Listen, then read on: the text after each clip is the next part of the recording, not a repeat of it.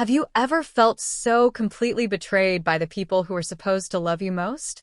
Because I did, right when my parents casually announced they were taking my jobless sister on the luxury European trip I'd paid for, and then everything changed. I still remember that morning like it was yesterday. The sun wasn't even fully up, but I was buzzing with excitement. For 2 years, I'd poured every spare penny, every late night, every bit of myself into this. A luxurious, week-long trip to Europe for my parents and me. Flights, hotels, guided tours. I'd planned every single detail, down to their favorite restaurant reservations in Paris. This was my gift, a dream come true for us. I pulled into their driveway at 6:02 a.m. 2 minutes late, according to my mom, who was already stepping onto the porch, suitcase in hand. "You're late," she declared, her voice somehow both cheerful and critical. I forced a smile. "2 minutes late, Mom," I said, trying to keep the good mood going. I got out, ready to help with luggage, but then I saw her. Lauren, my sister, sauntering out of the house with her own suitcase. My smile froze. "What's going on?" I asked, my voice barely a whisper. My mom turned to me, her expression far too bright. "Oh, Violet, we decided Lauren should come instead of you. She's been so stressed lately, and she really needs this trip." My chest tightened, a cold dread spreading through me. "Instead of me, Mom," I pleaded. "I've been planning this for years. I paid for everything." She waved her hand dismissively, like I just pointed out something totally unimportant. "And we're grateful, sweetheart. But you're always working so hard. You can take another trip later. Lauren needs this right now." Lauren. She didn't even have the decency to look guilty. She just smirked, shifting her weight onto one hip. "Thanks for understanding, sis," she drawled, her tone dripping with the fakest gratitude I've ever heard. I just stared at them, my heart pounding in my ears. A moment later, my dad shuffled out, avoiding my gaze as he handed me his suitcase. "This is unbelievable," I choked out, my voice shaking. "This was supposed to be our trip. Something for me to share with you." "Well, it still is," my mom chirped, still smiling. "Just with Lauren instead. Don't make this a big deal, Violet. Your sister really needs a break." My name is Violet, and for years, I'd been the family's fixer, the one who always put everyone else first. But as I stood there, watching my sister get into the back seat of my car, going on my trip, I finally understood something I'd been avoiding. It didn't matter how much effort I put in. In their eyes, Lauren would always come first. I clenched my jaw, biting back the sharp retort that was practically screaming to get out. Instead, I forced the tightest, most brittle smile I could manage. "Let's get going then," I said, my voice flat hollow. If they wanted to prioritize her over me, fine. They could go with her. But I wasn't about to let them enjoy it. The drive to the airport was suffocating. Quiet from my end, that is. Lauren, on the other hand, filled the car with incessant chatter. "Oh my gosh, Mom. Did you see that TikTok about Paris? I can't wait to go shopping there. Do you think we'll have time, or will the tours take up the whole day?" My hands gripped the steering wheel, knuckles white, as I stared straight ahead, forcing myself not to say a single word. My mom chuckled softly. "Of course we'll have time, honey. We'll figure it out when we get there." When we get there, they didn't even seem to notice I wasn't part of that we anymore. At one point, my dad cleared his throat, a weak attempt to bridge the chasm. "Thank you for driving us, Violet. I know this probably feels unusual." I glanced at him in the rearview mirror. "Unusual?" I echoed, a cynical laugh catching in my throat. "That's an interesting way to put it, Dad." He just shifted uncomfortably, probably wishing he hadn't spoken at all. Then Lauren chimed in from the back, her voice grating on my last nerve. "You're not mad, right? I mean, this is really big of you letting me go. I could never have afforded this on my own." I clenched my jaw again, forcing another tight, fake smile. "Of course, Lauren. Enjoy the trip." By the time we pulled up to the airport drop-off, my patience was hanging by a single, frayed thread. As I helped unload their luggage, my mom gave me a quick, shallow hug. "Thank you for understanding, sweetheart. This means a lot to us. And to Lauren. I nodded stiffly. Sure, Mom. Lauren beamed, practically bouncing as she wheeled her suitcase toward the entrance. Thanks, Violet. You're the best. I stood there, watching them disappear into the terminal, my chest so tight with anger and hurt I could barely breathe. The drive back home was a blur. I replayed the conversation over and over, each word cutting deeper than the last. This means a lot to Lauren. You're not mad, right? You're always working so hard. I parked in my driveway, but I couldn't move. I just sat there, gripping the steering wheel until my knuckles were white, the rage a hot coal in my stomach. Then, without a second thought, I marched into the house, pulled out my laptop, and logged into every travel account. Hotel reservations? Cancelled. Guided tours? Gone. Airline upgrades? Nope. I stared at the confirmation emails piling up in my inbox, and slowly, that tightness in my chest started to ease. They wanted to take Lauren instead of me? Fine. But they wouldn't be staying in five-star hotels or enjoying private tours on my dime. When I finally closed my laptop, a deep, satisfying sense of calm settled over me. They could explain themselves to the front desk staff in Paris. I was done being their doormat. The calls started as soon as their flight landed. My phone buzzed repeatedly as I unpacked my suitcase, the one I'd packed so carefully for a trip that was no longer mine. The bitter irony wasn't lost on me as I hung up my dresses and neatly placed my shoes back on the shelf. The buzzing continued, a relentless vibration filling the quiet room. I sighed, picking up the phone. My mom's name flashed across the screen, accompanied by a slew of missed calls and texts. I unlocked it and scrolled through the frantic messages. Violet, what's going on? The hotel won't let us check in. The reservation is missing. Call me immediately. And then, Violet, this isn't funny. Fix this now. A laugh escaped me before I could stop it. Fix this? They really thought I'd swoop in and save the day after what they'd done? The phone buzzed again, this time with a call from Lauren. I let it ring out, only for her to leave a voicemail. Violet, this is so petty, she snapped, her voice dripping with entitlement. We're stuck here, because of you. You need to call the hotel and fix it now. I rolled my eyes and deleted the voicemail without listening to the rest. For years, I'd been their fixer, the one who smoothed over every mistake, picked up every slack. Not anymore. Eventually, I decided to answer, if only to stop the incessant barrage of calls. My mom's voice hit me like a tidal wave of anger as soon as I picked up. Violet, what did you do? The hotel says the reservation was canceled and none of the tours are booked anymore. I let her rant for a moment, then calmly replied, I canceled them. There was a long, stunned silence, so complete I could almost hear her jaw drop on the other side of the Atlantic. Then she hissed, Why would you do that? Oh, I don't know, I said, my tone laced with sarcasm. Maybe because you decided to take Lauren on my trip? You're lucky I even drove you to the airport. We thought you'd understand, she snapped. Understand what? I asked, my voice rising, the calm finally cracking. That years of saving and planning didn't matter because Lauren needed a break? That my hard work meant nothing to you? Guess what, Mom? I don't understand. And I don't care to. I hung up before she could respond, then turned my phone off, tossing it onto the couch. The silence that followed was blissful. I felt like I could finally breathe again. If they wanted to prioritize Lauren, fine. But they could figure out the rest of the trip without me. The silence lasted only a day. By the next morning, my phone was buzzing again with calls and messages. At first, I ignored them. I spent the day cleaning the house, catching up on work, trying to find some peace. But curiosity, that annoying little devil, got the better of me by evening. I opened my phone and braced myself for the storm. Text from my mom. Violet, you've gone too far. Your sister is in tears and your father is furious. We can't get into any of the hotels you booked. You're acting like a child.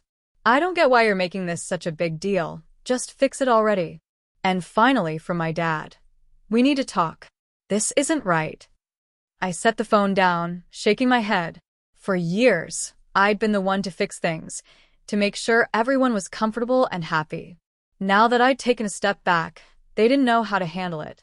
I poured myself a cup of tea and sat down at the kitchen table, letting the anger simmer. How dare they expect me to clean up their mess? How dare they act like I was the one in the wrong? The next call came minutes later, and this time, I answered. Violet. My mom barked before I could say a word. This isn't funny anymore. We're stranded. Do you have any idea how embarrassing this is? I took a slow sip of my tea. Embarrassing? I asked, my voice steady. You think this is embarrassing? Try saving for years, planning every detail, and then being told you're not even part of the trip you paid for. Stop being dramatic, she snapped. Lauren needed this more than you, and now she can figure it out, I said firmly. You made your decision, Mom. You wanted to take Lauren instead of me. Fine. But don't expect me to fund her vacation. We're family, she hissed. We don't do this to each other. I let out a bitter laugh. Funny. I was just thinking the same thing. Then, Lauren's whiny voice came through the background. Mom, just hang up on her. She's being impossible. That was the final straw. Enjoy your trip, I said, my tone glacial. Oh, wait. You can't, because it's not your trip. It was mine. And now it's nobody's. Goodbye. I hung up before she could respond and turned my phone off again. For the rest of the evening, I felt an odd mix of anger and relief. Anger that they'd put me in this position, but relief that I'd finally stood up for myself. They could call me dramatic all they wanted. For the first time in my life, I wasn't letting them take advantage of me. The next few days were blissfully quiet. With my phone turned off, I finally had space to think clearly, free from the barrage of guilt trips and accusations. I spent my mornings sipping coffee on my back porch, enjoying the calm I'd craved for so long.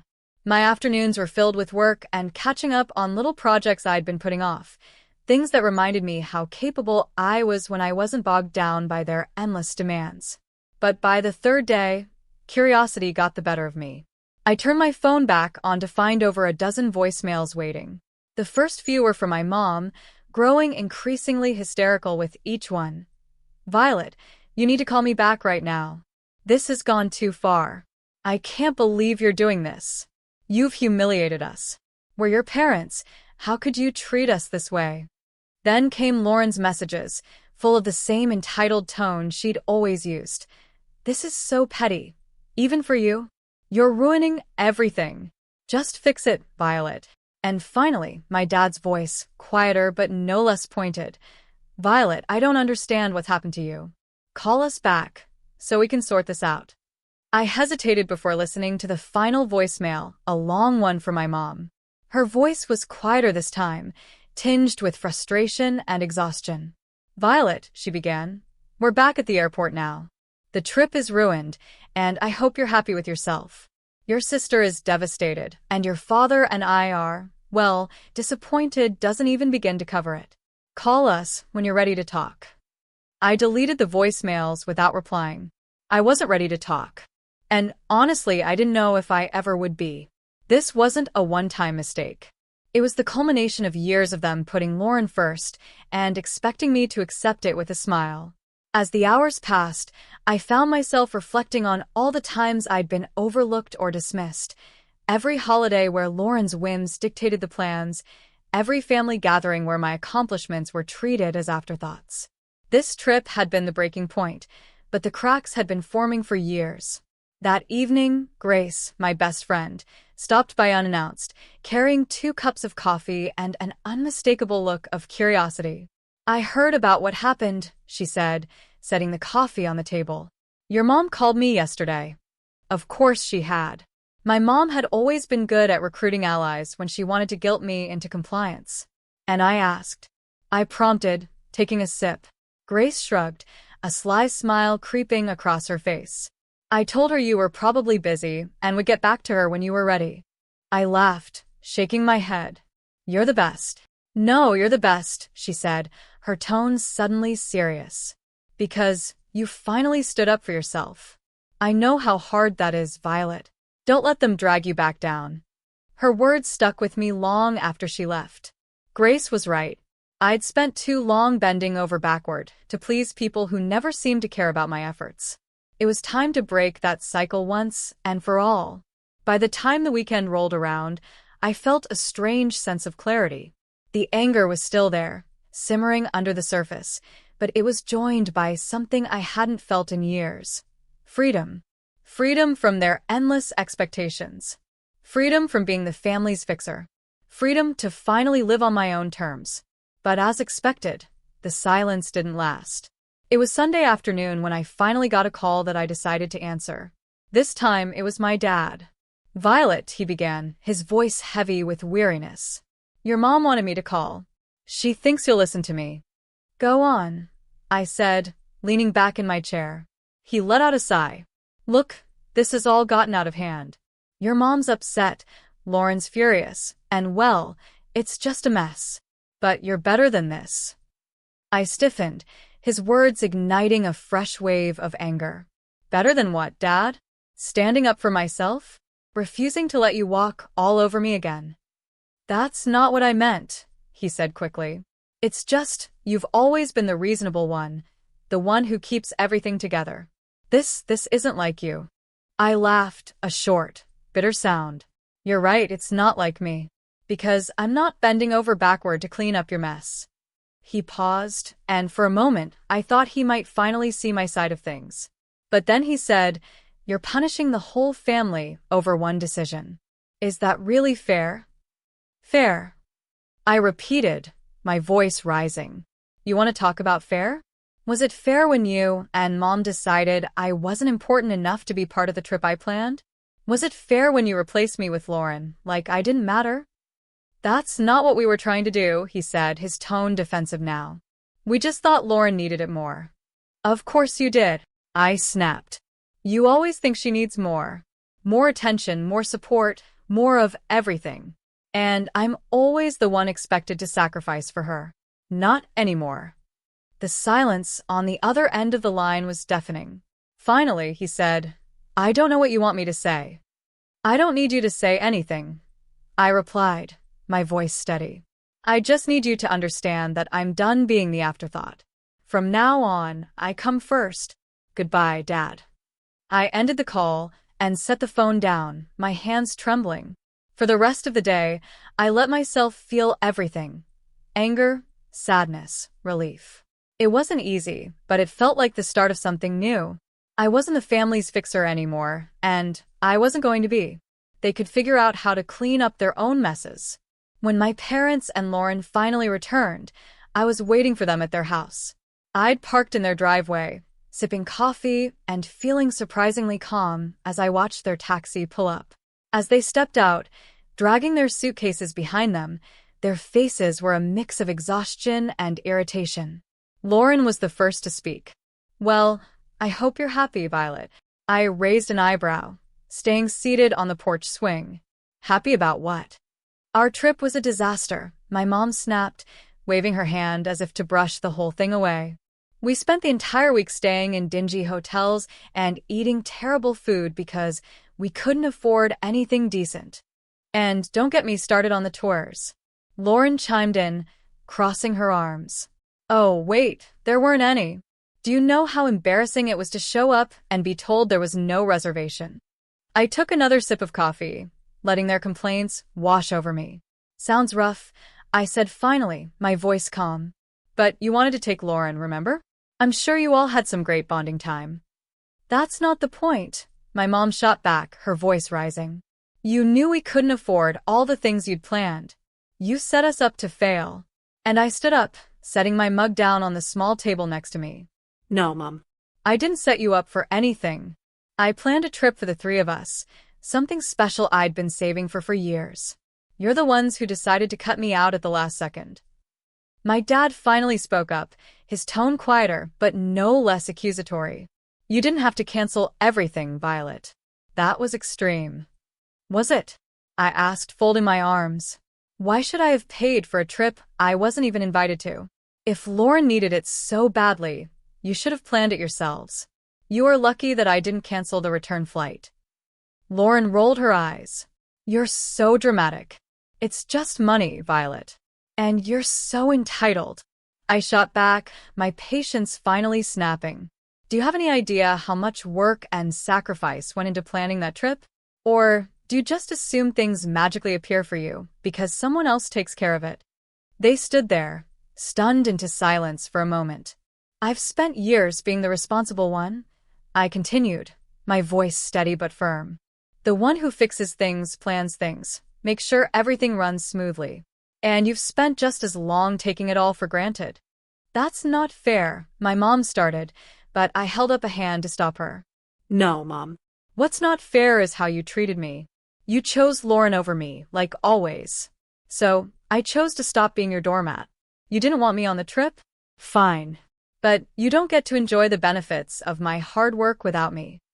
I grabbed my bag from the porch swing and turned to leave. I'm glad you're back safely, but don't expect things to go back to the way they were. I'm done. As I walked to my car, I heard them calling after me, their voices a mix of anger and guilt. But I didn't look back. The drive home from my parents' house felt strangely peaceful. For years, every visit had left me emotionally drained, but this time, I felt lighter. I'd finally said everything I'd been holding in, and for once, I wasn't worried about their reaction. When I got back to my house, I made a cup of tea and sat on the couch, replaying the confrontation in my head. They'd been so sure I'd fold, that I'd give in like always. But watching their stunned faces as I walked away was a stark reminder of how much I'd changed. They could be angry, hurt, or embarrassed. It didn't matter anymore. I was done living my life to meet their expectations. The next day, I got a call from Grace. How'd it go? She asked, not bothering with pleasantries. I laughed, leaning back against the kitchen counter. Exactly like you'd imagine. They're furious, Lauren's pouting, and Mom is probably trying to figure out how to guilt me back into line. Grace let out a snort. Let her try. You've got a backbone now, and I'm here to make sure it stays in place. I grinned, grateful for her unwavering support. Thanks, Grace. I mean it. You've been my rock through all of this. Anytime, she said, her voice softening. So, what's next for you now that you're not playing family fixer anymore? That question had been circling in my mind since the confrontation. What was next? For years, so much of my energy had been poured into trying to please my family, trying to earn their approval. Now that I'd let go of that burden, the possibilities felt endless and a little intimidating. I don't know yet, I admitted. But I feel like I get to decide. Not them, not anyone else. Just me. Sounds like the start of something amazing, Grace said, and I could hear the smile in her voice. Over the next few weeks, I started making small changes that felt huge in their own way. I redecorated my living room, swapping out the hand-me-down furniture from my parents for pieces that felt uniquely mine. I spent weekends exploring local cafes and parks, things I'd always meant to do, but never made time for. And I started journaling, writing down my thoughts and dreams without filtering them through the lens of what anyone else might think. Each small step felt like reclaiming a part of myself I hadn't realized I'd lost. One evening, I sat down with my laptop and opened the spreadsheet I'd used to plan the trip. The canceled reservations stared back at me, and I didn't feel a pang of regret. Instead, I felt a surge of determination. That money had been meant for a once-in-a-lifetime experience, and I wasn't going to let it go to waste. Closing the spreadsheet, I opened a new browser tab and typed, "Solo travel ideas." A few weeks after my parents' disastrous return, I booked a solo trip to Italy. It wasn't the same itinerary I'd planned for them, and it wasn't about proving a point anymore. This was for me, a chance to celebrate my independence and finally put myself first. The moment I landed in Rome, I felt a surge of excitement and nervousness. I'd never traveled alone before, but as I stepped out of the airport and into the bustling city, I knew I'd made the right decision. I spent my days wandering cobblestone streets, marveling at ancient ruins and indulging in meals at charming little cafes. There was no schedule, no one else to consider, just me and the freedom to do exactly what I wanted. One afternoon, while sitting on the Spanish steps with a gelato in hand, I pulled out the journal I'd brought with me. For years, I'd written about what I wanted to achieve, but those dreams were always wrapped up in making someone else happy. Now, as I wrote, the focus shifted.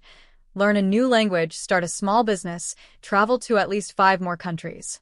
The list grew, each goal a reflection of the life I wanted to create, not the one I'd been expected to live.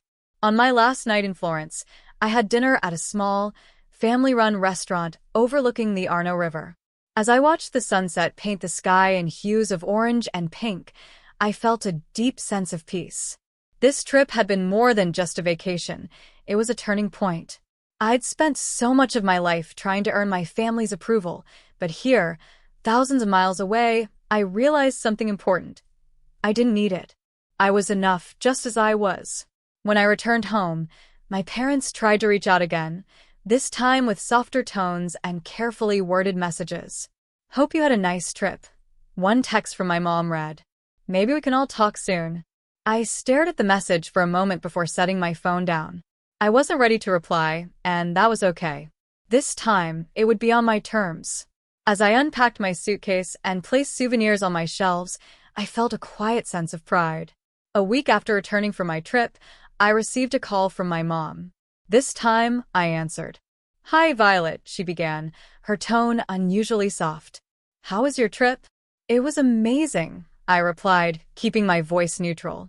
"That's good to hear," she said, pausing as if searching for the right words. "We've been thinking a lot about what happened. Maybe we handled things poorly." The admission surprised me, but I wasn't ready to let her off the hook just yet. "Poorly?" I echoed. "You replaced me on a trip I planned and paid for without even asking." "Poorly is an understatement." "I know," she said quietly. "Your dad and we didn't realize how much it would hurt you." "And Lauren?" I asked. "Does she feel bad too? Or is she still blaming me for ruining her vacation?" "She's upset," my mom admitted, "but I think she knows she could have handled things better." I sighed, leaning against the counter. "Mom, this wasn't just about the trip. It's about years of putting her first and expecting me to pick up the slack. I'm not doing it anymore." "I understand," she said after a moment. "We're going to try to do better. We don't want to lose you." Her words tugged at something deep inside me, but I'd learned enough not to let guilt dictate my choices. "I'm glad to hear that," I said. "But it's going to take more than words to fix this. I need to see real effort, not just apologies." "You will," she promised. "We'll give you the space you need, but I hope you'll let us back in someday." After the call, I felt a mix of emotions, relief that they were finally acknowledging their behavior, and skepticism about whether they'd actually change. But as I sat down with my journal that evening, I realized something important. Whether or not they changed wasn't my responsibility anymore. Over the following months, I kept my boundaries firm. I responded to their calls and texts when I felt like it, but I didn't go out of my way to fix things or smooth over conflicts. Instead, I focused on building the life I wanted. I signed up for a photography class, something I'd always dreamed of doing but never had the time or energy for. I joined a local hiking group and even started planning my next solo trip. Each step I took felt like reclaiming another part of myself. One day, as I sat on my porch watching the sunset, I realized how far I'd come. I wasn't the person who bent over backward for people who didn't appreciate me. I was someone who valued herself, who set boundaries, and who wasn't afraid to stand up for what she deserved. I felt truly free. So, tell me, if you were in my shoes, faced with that kind of betrayal, what would you have done? I'd love to hear your thoughts and experiences in the comments below.